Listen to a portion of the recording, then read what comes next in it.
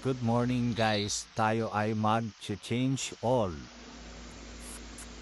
So buksan na natin yung drain plug.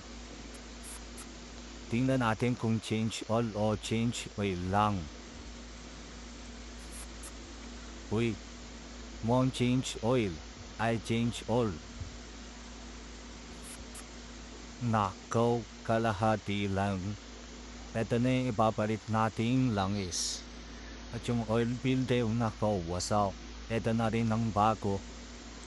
At sa kabutihan naman ay change oil lang. Kala ko change all. Bagong motor. Naptaw. Alay ka. Salamat.